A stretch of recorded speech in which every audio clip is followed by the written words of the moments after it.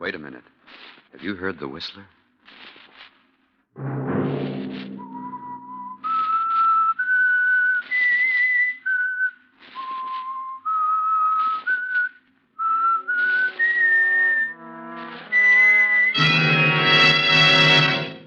I'm the whistler. If you could look upon Charlie as I do, you'd realize he's inanimate, dead, with no power to harm. That was old Peter Medford, the jungle explorer, now confined to a wheelchair with paralysis. I would suggest that you leave this place at once, Miss Medford. At once. That was Clay Alden, Peter Medford's secretary. And this is Marie, Peter Medford's young niece. No. It's no dream. It's here. Here in my room.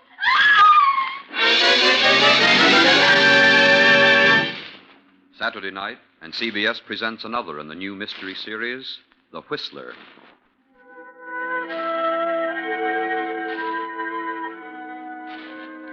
And I, the whistler, know many things, for I walk by night. I know many strange tales, many secrets hidden in the hearts of men and women who've stepped into the shadows. I know the nameless terrors of which they dare not speak. And so I tell you tonight the strange mystery of the Shrunken Head.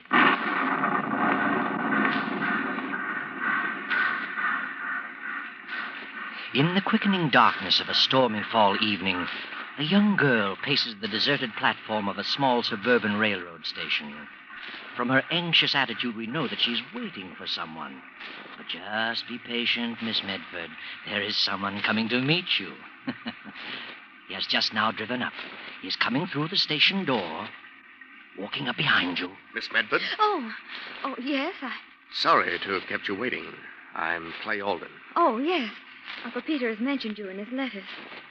His secretary, aren't you? That's right. Where is my uncle? He was disappointed he couldn't meet you. Pretty much of a task for the old gentleman to get around these days. You see, he's confined to a wheelchair. Oh, I didn't know. Serious? Legs are paralyzed. Result of jungle fever. Just came on him lately. How awful. Yes, it's a shame, all right. Well, shall we get going? Car's out front. Better run for it or you'll get wet. Yes. I'll take care of your luggage. Thank you very much.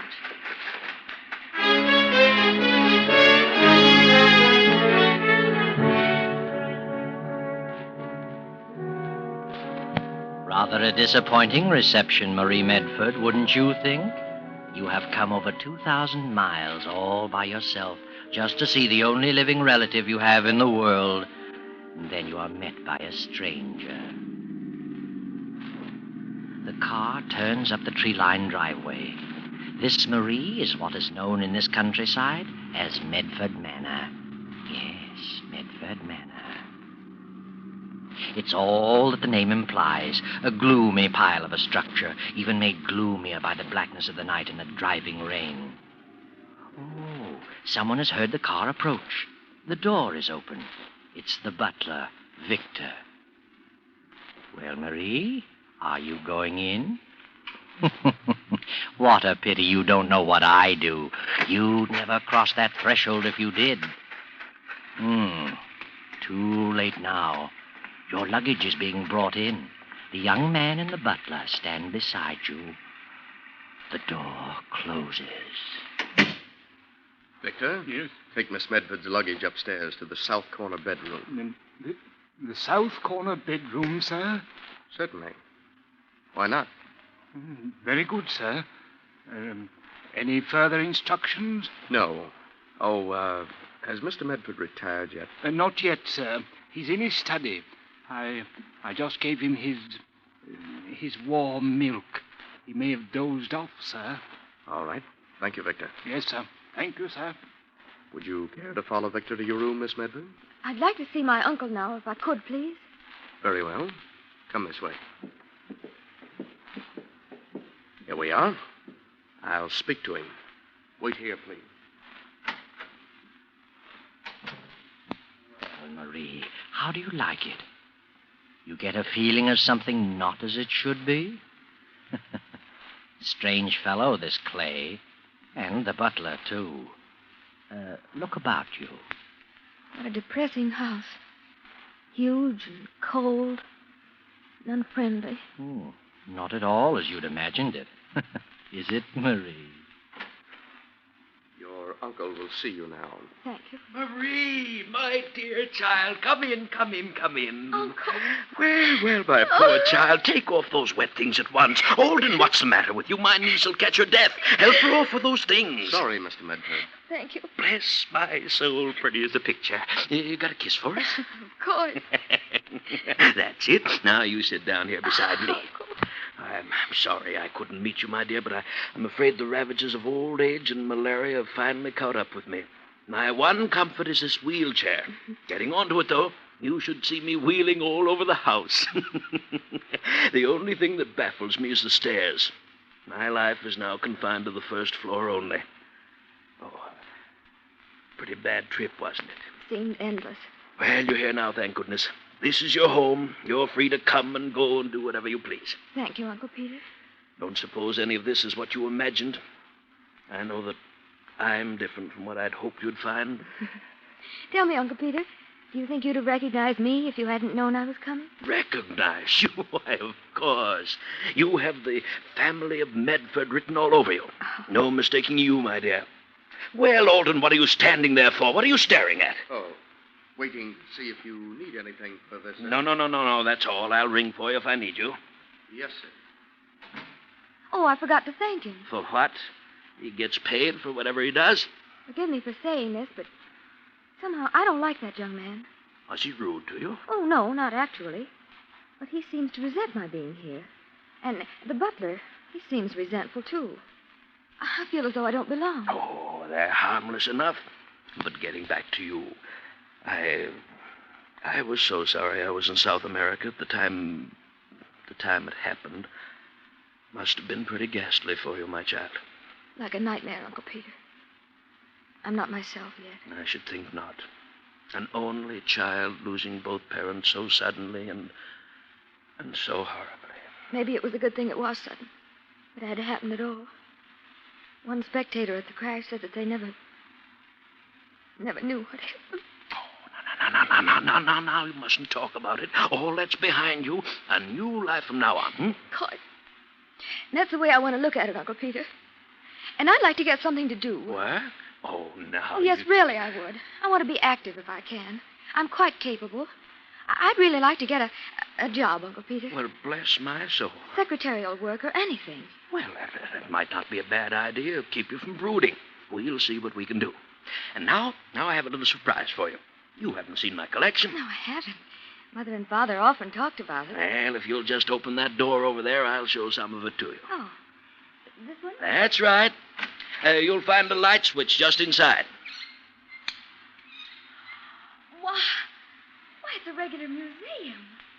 All these glass cases. Over here, my dear. Now, look at these.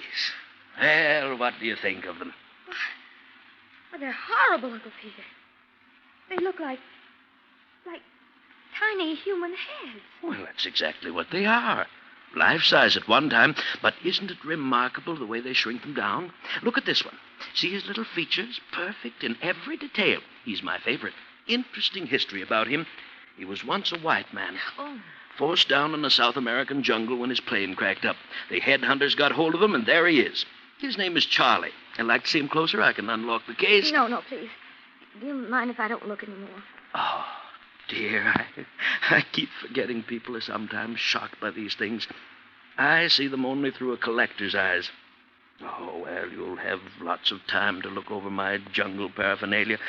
Meanwhile, perhaps you'd better get some rest. Would you like Victor to get you something to eat? No, thank you, Uncle Peter. But I am rather tired. I think I'll say goodnight to you. Know your way about, do you? Yes, I'll find my room. Good night, Uncle Peter. Good night, my sweet child. I'll see you in the morning.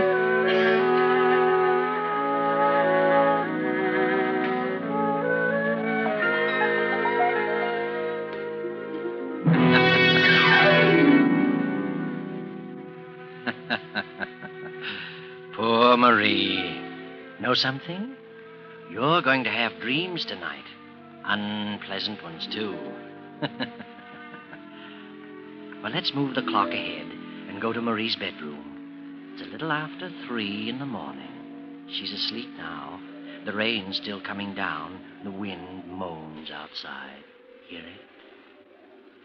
Yes, Marie's asleep. Looks peaceful enough lying there in that big 4-poster bed. But suddenly she begins to toss. Oh, It's Charlie. My name's Charlie. My name's Charlie. My name's Charlie. no, no, no! Uncle Peter! Oh, how foolish. Only a dream. But it seemed so real. I'm sure I heard it whisper. My name's Charlie. Only the wind. Oh, I wish I hadn't seen that dreadful thing.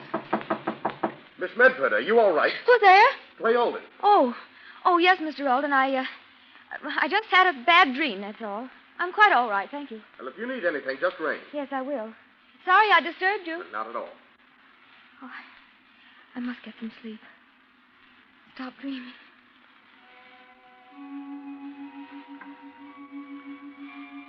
But little sleep for you, Marie. The moments tick by with dreadful slowness. Fearing to close her eyes, she lies staring at the roof of her bed, lying in agony for the moment when that hideous little head will again come floating in through space.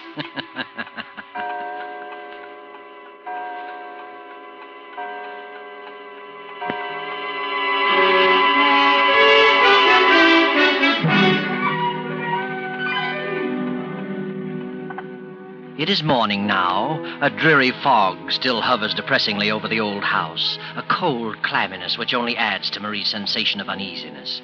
In the dismal morning room, Victor is serving breakfast to Clay Alden and Marie. Shame you didn't rest well last night, Miss Medford. It's just the newness of everything. I'll get used to it, Victor. I hope you will, miss. Of course you will. Oh, and Mr. Alden, don't mention anything to my uncle about that silly dream I had last night. Oh, of course not.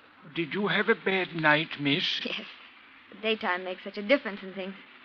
Even you seem different, Mr. Alden. For the better, I trust. Oh, sorry. That wasn't very complimentary. Oh, here comes Uncle.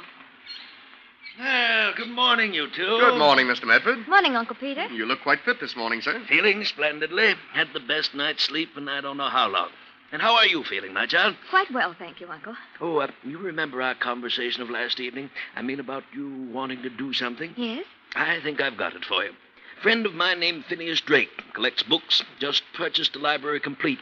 Wants someone to catalog it for him. Small pay, but not too difficult. Well, how does it sound? Oh, it sounds wonderful. It's just what I want. Splendid. I'll call him again after breakfast. Can you imagine such an ambitious young girl, Alden? Wants to work, and she's only worth a cool $1 million. Oh, not yet, I'm not, Uncle Peter. Well, whenever you become of age, or whatever it said in your father's will. I thought you knew what it said. I won't inherit my cool $1 million until I'm married. What was that, Miss Medford? You see? Right away you put notions into his head. She said she won't come into her inheritance until she marries. Why her father made that strange provision, I shall never know. But, Marie, you stay your distance from this young man. Oh, Uncle Peter, you're making him embarrassed. Can't an old man have his little joke? Anyway, with all the eligible young men you'll meet, poor Alden won't stand a chance. Oh, Peter, please. Oh, all right. Victor, where are my eggs? Right here, sir. Oh, yes, soft-boiled eggs. That's your diet. Tell me, my dear, did you find your room comfortable? Oh, yes, it's a lovely room. It's almost like a castle. Oh, I miss my old room, the one next to yours. I haven't been up there in over a month. One day soon I'll have Victor and Alden carry me up those stairs just to see if the place looks the same. Victor, serve my niece some more coffee. Yes, of course, sir.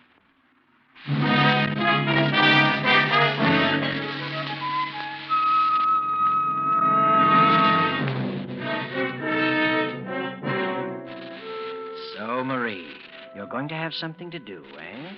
Well, you're an intelligent girl. Should do well at your new assignment. It's harder work than you thought, though. Hours of scanning small print and copying down the individual histories of countless books.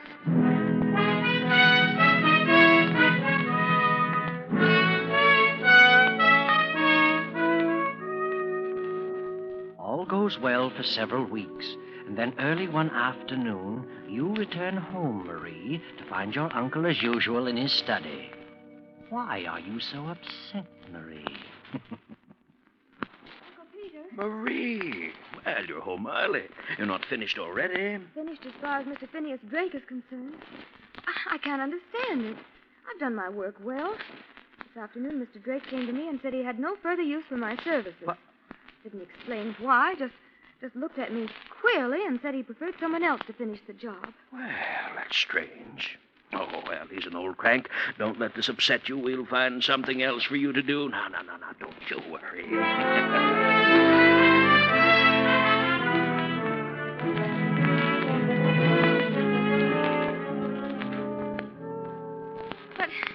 But what's wrong with my work, Mr. Palando? Surely it's been satisfactory. Well, you see, because of the peculiar nature of my profession, I must have someone more experienced.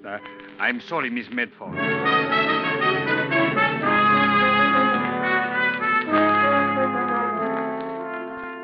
But I didn't, Professor Hanley. I did exactly as you instructed. What on earth is wrong? You'll excuse me, Miss Medford, but, your ability as an assistant has not come up to standard.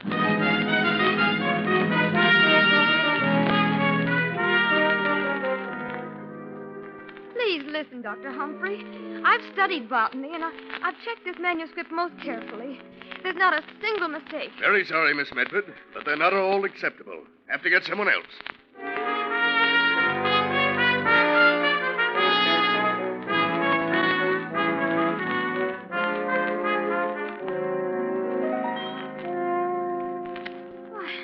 I just can't understand it, Uncle Peter. Is there something wrong with me? Well, I shall certainly call Dr. Humphrey right away. Oh, no, I'd rather you didn't. But it was only the other day he telephoned me and said what an efficient secretary he thought you were. Something wrong somewhere. Ah, you know, Marie, I think I'd give up this idea of wanting to work. I haven't mentioned it to you, but you're really not looking your best lately. Well, to tell the truth, Uncle, I haven't been sleeping well. I have the most frightening nightmares. In fact, it's the same dream every night. Well, that's odd. What's the dream about? But I keep seeing that little head. The one you said was called Charlie. Oh, dear, I suppose I made a mistake showing that to you on your first night. If you could only look upon Charlie as I do, you'd realize it is inanimate, dead, with no power at all to do you harm. You build up a phobia about that head. Now, the thing to do is to destroy that fear by facing it. You come along with me, my dear. You mean in there again? It's the only way. Now, come along. Oh, no, Uncle Peter. I know what I'm doing. Open that door, Marie. I'm going to make you realize how foolish you've been. Over here, my dear. Oh, I know you think I'm being cruel, but I know my psychology. Why, that's strange. What is it, Uncle Peter? Why, somebody's broken into this case. Ring for Victor and get Alden here at once. Is something missing? Somebody has deliberately taken that head.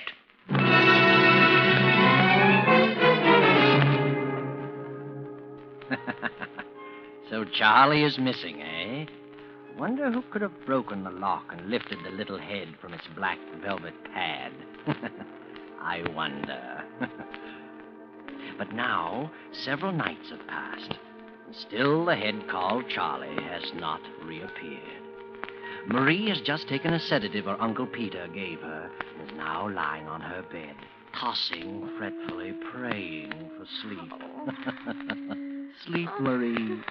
Tonight? Oh, dear heaven. No dreams tonight. Let me get some sleep. My name's Charlie. No. My name's Charlie. No. My name's Charlie. No. Yes, Marie. Open your eyes and look at me. No. You're No. holding me in your hands, Marie.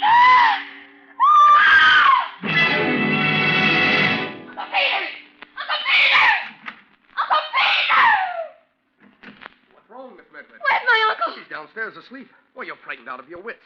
Another of those dreams? It was no dream this time. The head. It's there in my room. What? It told me to open my eyes and look at it. And there it was in my hand. I was so frightened I threw it to the floor. Oh, I know dreams can seem terribly Oh, real, this but... was no dream, I tell you. It's there now in my room. When I threw it on the floor, it rolled to the foot of my bed. Oh, don't look at me as though I'm insane. Come look for yourself if you don't believe me. Just as you say. It's right here. I'll turn on this lamp here. Now, it's gone. It was here. It was. I saw it as plainly as I can see you. Oh, I know you think I'm crazy. But I saw it. I saw it. I tell you, I saw it. Miss Medford, please. What's wrong, Miss Medford? I thought I heard you scream. Marie! It's your uncle. Are you all right? I'm coming down, Uncle Peter. I must talk to you.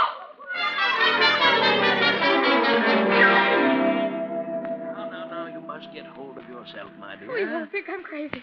But I really did see it. I touched it. And it was nestled like an orange in my hand. I woke up and threw it on the floor. And when Mr. Alden and I came back to the room, it was gone.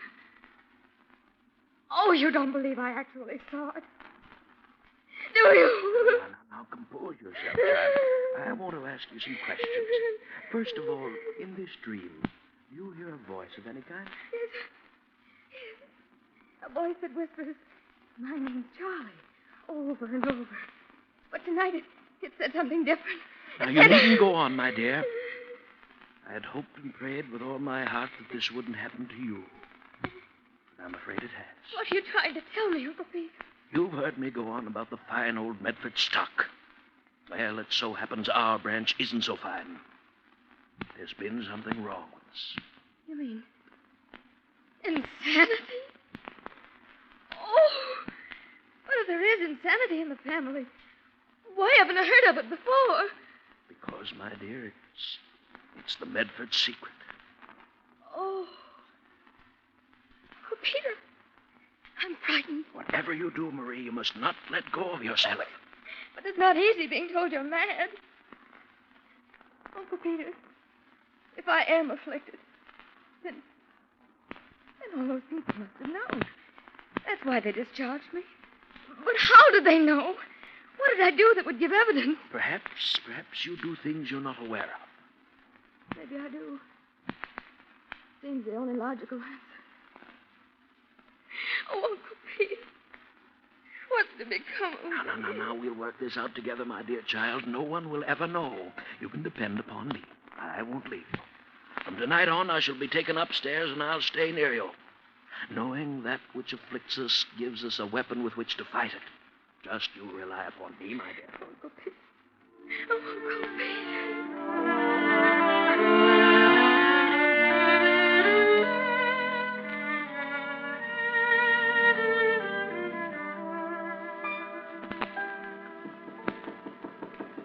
Yes, who is it? Clay Alden. I must see you for a moment. Very well. Better not close it. I'll have to talk quietly. Something wrong? Terribly wrong. The old gentleman's asleep in the next room. I had to wait till he dozed off before I could see you. Well? It's about the head. The head? The one he calls Charlie. It's back in its case. When did this happen? Sometime last night, I guess, after your nightmare. Yes, I'm convinced now that that's all it was. I am not so sure. What? When you threw Charlie to the floor, a piece of his ear broke off. I found it after you went downstairs. Here it is. It's Charlie's ear, all right. I checked it very carefully. Oh, no, this doesn't make sense. Did you ring for me, miss? No, Victor, no, I didn't ring. Oh, sorry, miss. Excuse me. Miss Medford, you're in grave danger. You've got to leave this house as quickly as you can and never come back. What's going on in here? Uncle. What was that I heard you telling my niece, Clay? I said she should leave this house and never come back. All the impudence. Alden, explain yourself. I'll be glad to, sir. I think Miss Medford is in danger of losing her sanity as well as her life. What is all this poppycock? Are you trying to frighten my niece? Lord knows she's been through enough. She's been through too much. If she weren't made of pretty stout stuff, she'd have been a gibbering idiot by this time. Alden, you're packing your things and leaving at once. Leaving? I'm afraid you're wrong, sir. I'm not leaving. Not yet. Maybe you're leaving. Now, Mr. Alden, what's the meaning of this? I'm sorry to break it to you this way, but I'm definitely convinced your uncle is a diabolical fiend. I can take so much and no more. Look here, Alden. If you know what's good for you, you'll leave here at once. At once, do you hear? You're pretty anxious to get rid of me, but it's too late. Miss Medford, you remember your father's will. You'd come into your money only if you married. Well, if you didn't marry, Uncle Peter would get the money. And if he could prove you were insane, you'd never be able to marry. You see how it all works out? Why, how dare you, Mr. Listen Alden? to that maniac. Listen to me, Miss Medford. Your uncle, your loving uncle, was the one who telephoned your employers and told them you were crazy. Phineas Drake and all the others told me so today. I don't believe it. Lies! Why, your uncle even told me you were crazy. I know what's happened. He himself smashed the lock and took the head from its case and planted it last night in your room. If you'll stand on a chair and look above your bed as I did this afternoon, you'll see a small radio loudspeaker. It's hooked up to a microphone in the back stairs hallway. The voice you heard was your Uncle Peter. I don't believe you. Last night, after you came out in the hallway, your Uncle Peter grabbed up the head, stepped out onto that balcony, and climbed down the vines to his study. Why, he's as mad as a March hare. How could I possibly be a party to such a monstrous plot? Why, I can't even walk. Look at this ear, a piece of Charlie's ear. I found it in Marie's room. That proves she wasn't dreaming, and it fits perfectly. I've tried it. Why, you... Give me that ear. Give it to me! Uncle Peter, you're walking. Give it to me! Look at him, Marie, standing unaided. Does that prove anything to you? Uncle Peter. Oh, and it's true. All right, it's true. I can walk. But you are insane, Marie. Insane. You'll never marry anyone, Marie. I'll see to that. Victor, grab him. Don't move, Mr. Medford. Easy now. Don't believe what Alden says. You're crazy, Marie. There's no escaping it. You'll have those dreams, and Charlie will visit you every night. You'll hear him saying, "My name's Charlie. My name's Charlie. My name's Charlie." Hold him, Victor. Got him, sir. I think you're the one who's crazy, Medford. Maybe that could be proved. Take your hands off of me. Take it easy now, Mr. Medford. Take it easy. There's nothing wrong with me. You know it. Is the car ready, Victor? Yes, it's ready. Come in, gentlemen. These are the officers. Then you'd better take him away. Yes, sir. Please come quietly, Mr. Medford. I'm not crazy. I'm not. Hello. You're lying on me. Lying. Lying. Do you hear? You're lying. I'm terribly sorry about this, Marie. Terribly sorry. But it's all for the best. How can it be for the best? But think what this means. He's my father's brother, and if he's insane, then it means that I might be too. Runs in the family. No, don't worry, Marie. Don't worry. You're safe. You're perfectly normal, I know. No? Yes. You see, he wasn't your real uncle. He was your father's foster brother. I found proof. So you see, you've nothing in the world to fear. How do you know that? Someday, Marie, I'll tell you all about it. Tomorrow, maybe. Why don't you tell her now, Clay? Tell her why you were working as Peter Medford's secretary. Because your father was Peter's partner, his partner. That your father was ruined in business by Peter and killed himself in disgrace. That you suspected him of having cheated your father. That you came to find the evidence and discovered in time Peter's diabolical plan to prevent Marie from ever marrying. Better tell her, Clay. I would.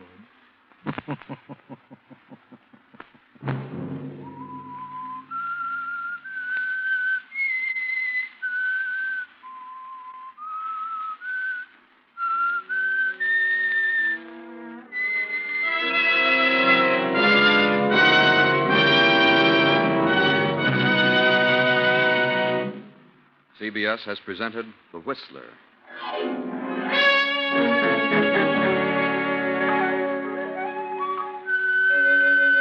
Original music for this production was composed and conducted by Wilbur Hatch. Tonight's Whistler story was written by Joseph Kearns, directed by J. Donald Wilson, and originated from Columbia Square in Hollywood. Next week, same time, I, the Whistler, will return to tell you the strange story of the cursed. Good night. this is the Columbia Broadcasting System.